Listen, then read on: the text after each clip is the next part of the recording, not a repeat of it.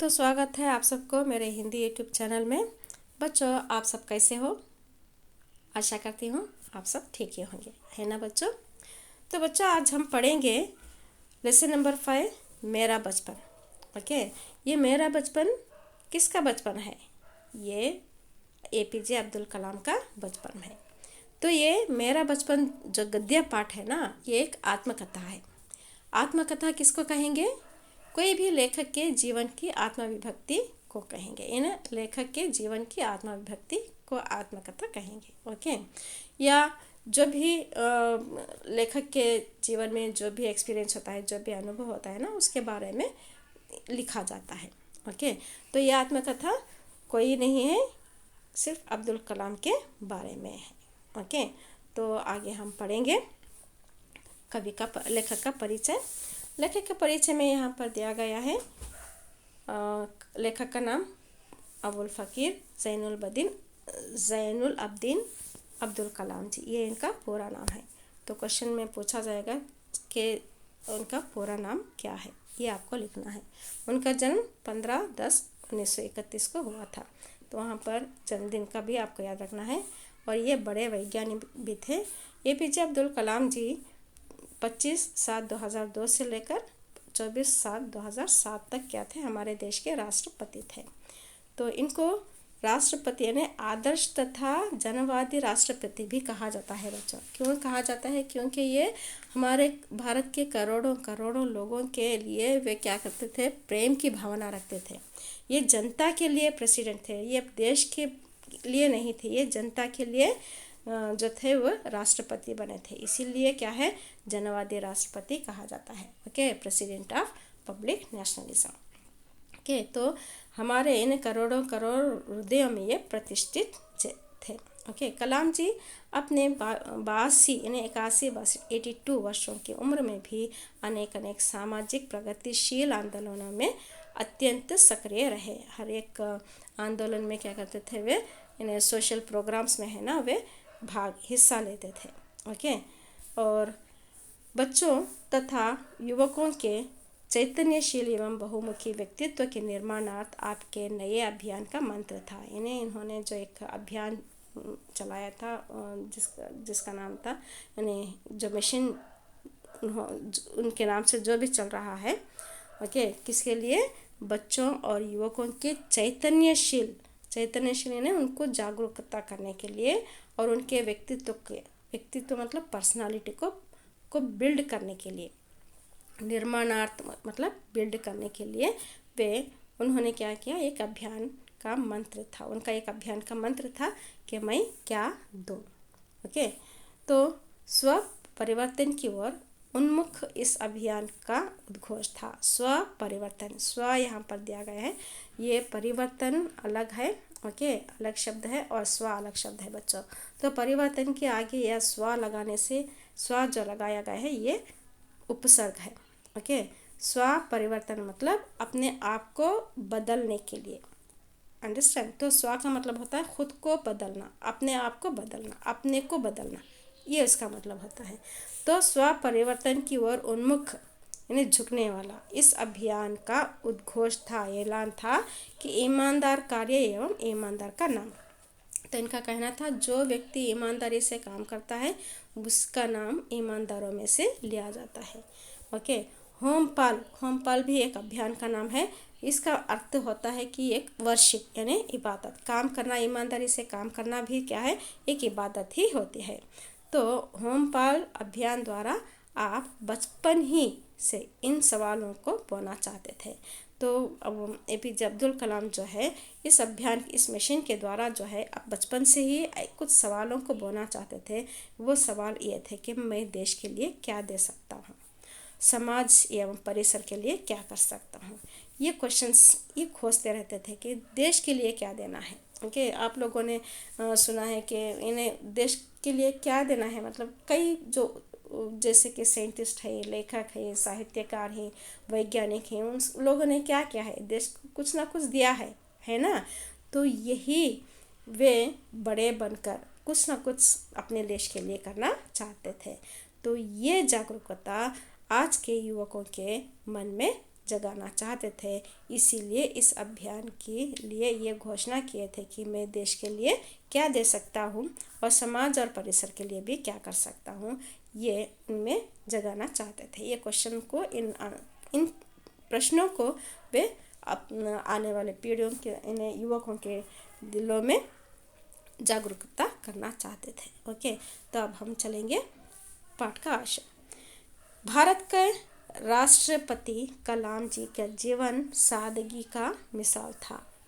Okay, वे APJ Abdul Kalam जो थे हमारे भारत के राष्ट्रपति थे, लेकिन फिर भी वो बहुत ही सादगी से नॉर्मली लाइफ जिए थे। ओके, उनके माता पिता का परिश्रम आडंबरहीन जीवन सबके लिए आदर्श प्राय है। तो उनके माता पिता जो थे वो बहुत ही परिश्रमी थे, यानी मेहनती थे। वे आडंबरहीन जीवन बिताते थे, यानी दिखावे की जिंदगी नहीं बिताते थे, आडंबरहीन थे। ओके, तो इनका जीवन क्या है, एक आदर्श प्राय है, सबके लिए आदर्श प्राय है, एक आइडल है।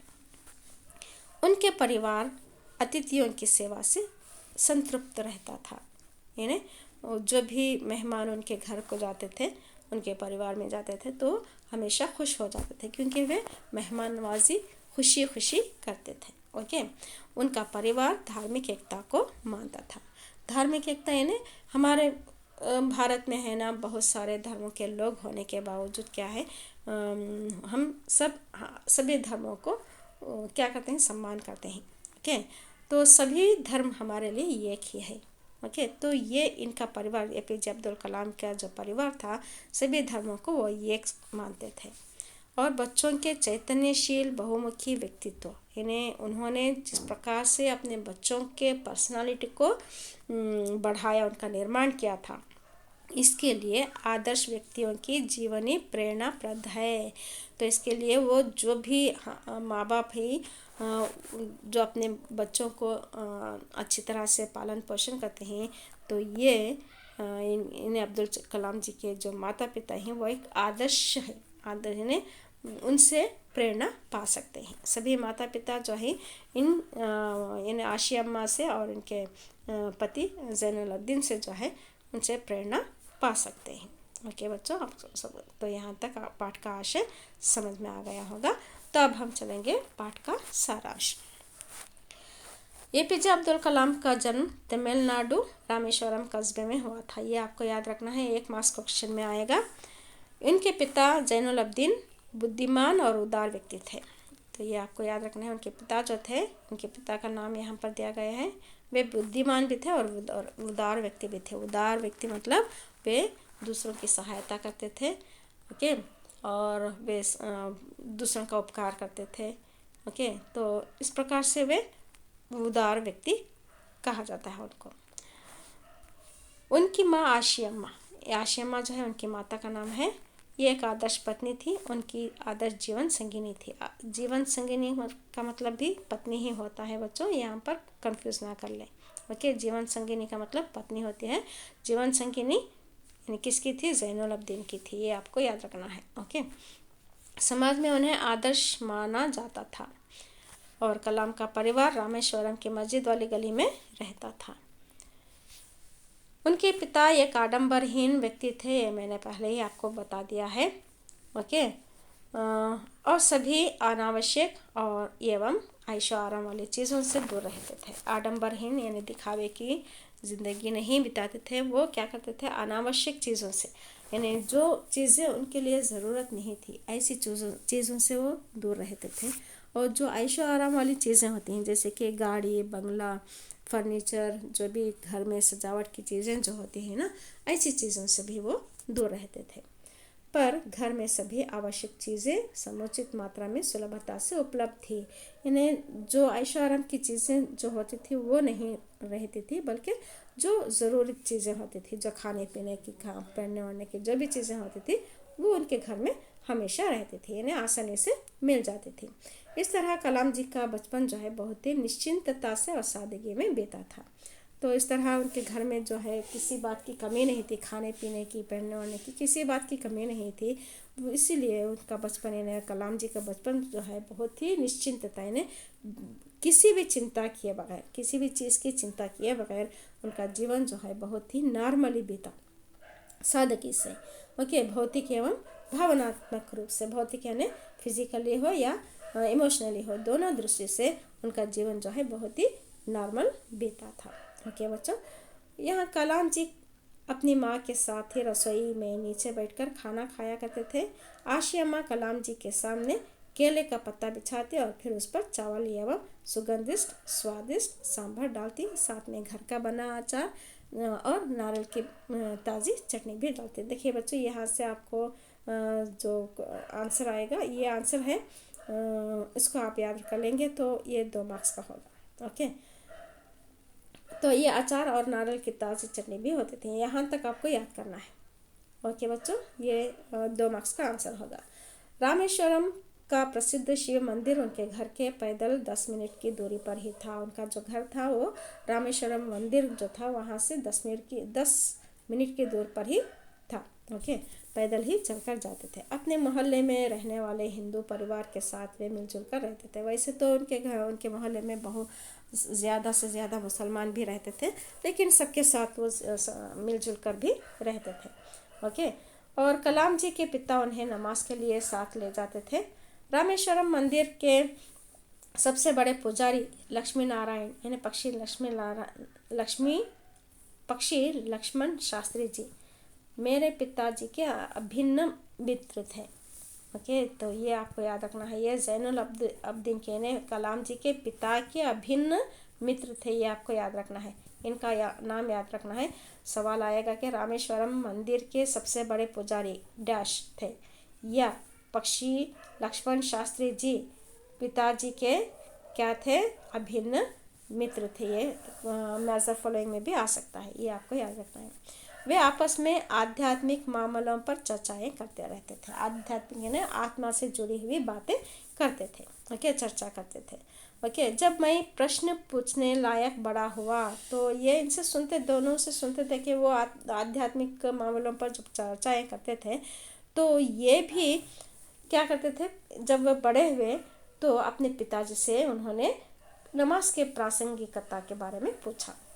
इन्हें नमाज की प्रासंगिकता मतलब उसकी महत्वता के बारे में, नमाज के वैल्यू के बारे में उन्हें पूछते ही तब उन्होंने जवाब दिया था कि जब तुम नमाज पढ़ते हो तो तुम अपने शरीर से इतर ब्रह्मांड का एक हिस्सा बन जाते हो, है ना बच्चों। जब हम नमाज पढ़ते हैं तो हमारा हृदय, हमारा दिल कहाँ रहता है, इन्हें जैसे कहा जाता है आत्मा परमात्मा से। जब हम नमाज पढ़ते हैं तो हमारी आत्मा परमात्मा से मिलती है, ने हमारा दिल, सारा दिल जो है हमारे अल्लाह के सामने होता है। ओके, नमाज में होता है।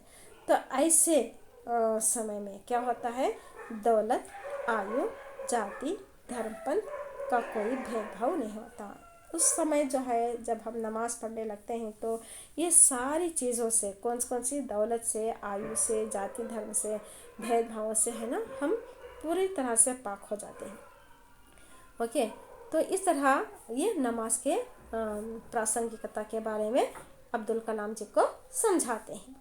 उनके पिताजी की दिनचर्या पौ फटने के पहले ही सुबह 4 बजे नमाज पढ़ने के साथ शुरू हो जाती थी। तो यहाँ पर देखिए, दिनचर्या का मतलब होता है दिन में यानी उनका सुबह होना।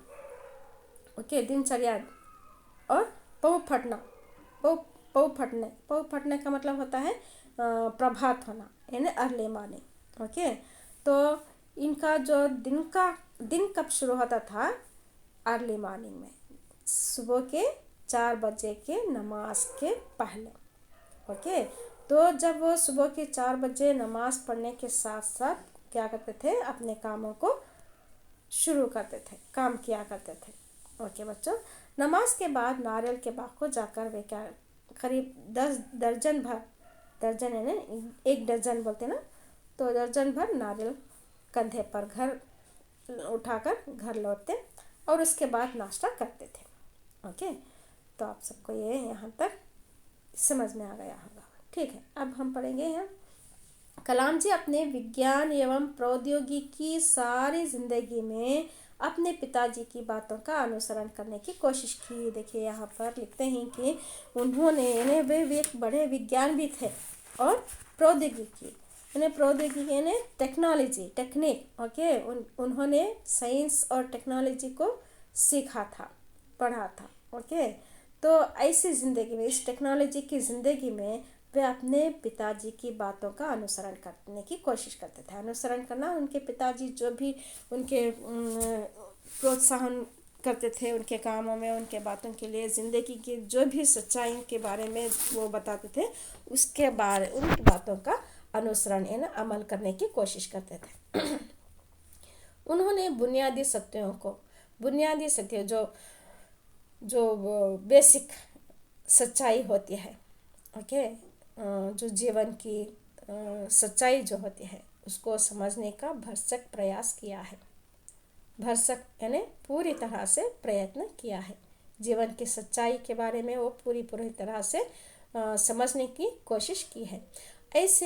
ऐसी कोई देवी शक्ति ज़रूर है। देखिए उन्होंने ये कलाम जी कह रहे हैं कि हमारे अंदर ऐसी कोई देवी शक्ति है, कुछ पावर है हमारे अंदर। ओके, ये पावर जो है ना, हमारे भ्रम को, हमारे दुख को, हमारे उदासी को विषाद यानी उदासी और हमारे असफलता से छुटकारा दिलाती है। अगर हमारे में वो देवी शक्ति आ जाते हैं, हमारे में वो पावर आ जाता है, कॉन्फिडेंस आ जाता है, वो कॉन्फिडेंस जो है हमारे भ्रम को दूर कर देते हैं, दुखों को दूर कर देता है, विषाद को दूर कर देता है और असफलता से छुटकारा दिलाते हैं।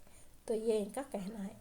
और तथा सही रास्ता दिखाती है, सही यानी सही डिसीजन लेने में हमारा मदद करता है, वो हमारा कॉन्फिडेंस होता है, या कोई भी देवी शक्ति होती है। ओके, तो इतना ही है। अब हम पढ़ेंगे एक वाक्य के उत्तर। तो बच्चों मैंने यहाँ पर सिर्फ थोड़ा सा ही इस गद्य भाग का मैंने विश्लेषण किया है। पार्ट 2 में मैं जितना भी शेष भाग है उसका विश्लेषण करूँगी। तो इस विश्लेषण के बाद में मैं यहाँ पर सिर्फ 1 मार्क्स के क्वेश्चन आंसर्स यहाँ पर बताई हूँ, तो उसको पढ़ लेंगे तो आपको आसानी होगी। अब्दुल कलाम जी का जन्म कहाँ हुआ था? तमिलनाडु के रामेश्वरम में। यहाँ पर जो भी कलर में दिया गया है ये सिर्फ मेन आंसर है, उसको याद कर लेना है। अब्दुल कलाम बचपन में किस घर में रहते थे? पुश्तैनी घर में रहते थे। अब्दुल कलाम जी के बचपन में दुर्लभ वस्तु क्या थी? दुर्लभ वस्तु थी पुस्तकें। उस समय है ना पुस्तकों की कमी थी, इन्हें दुर्लभ का मतलब होता है कमी। ओके, तो उस समय उनके बचपन में पुस्तकों की कमी थी, ये बताया है। 4th है, जैनुल अब्दीन ने कौन सा काम शुरू किया? नौकाएं बनाने का। नौका तो मालूम है आपको। ओके, अब्दुल कलाम के चचेरे भाई कौन थे? शमसुद्दीन थे। तो ये 1 मार्क्स के क्वेश्चन आंसर हैं। और यहाँ पर मुहावरा मैंने दिया है, पौ फटना मतलब प्रभात होना यानी सुबह होना, अर्ली मॉर्निंग। ओके, अन्य वचन रूप यहाँ पर दिया गया है, केला केले, पुस्तक पुस्तकें, बच्चा बच्चे, गली गलियाँ, नौका नौकाएं, प्रति प्रतियां। ओके, तो ये पूरे 1 मार्क्स के क्वेश्चन हैं। देखिए यहाँ पर अन्य वचन का मतलब होता है एक वचन, बहुवचन यानी plural form, okay, singular plural. Okay, यहाँ पर बहुवचन लिखने का ट्रिक क्या है? ये की मात्रा या ए की मात्रा अंक बिंदु, या आ की मात्रा चंद्र बिंदु, ये चंद्र बिंदु। तो शब्द में देखिए यहाँ पर दिया गया है, ला के ऊपर ए की मात्रा, का ए की मात्रा अंक बिंदु, चा ए की मात्रा, या आ की मात्रा चंद्र बिंदु, ये चंद्र बिंदु, या आ की मात्रा चंद्र बिंदु। ये बहुवचन की निशानी है बच्चों। अगर इतना आप सीख लेंगे तो बहुवचन लिखने में आसानी होगी। यहाँ पर विलोम शब्द दिया गया है, यानी अपोजिट वर्ड।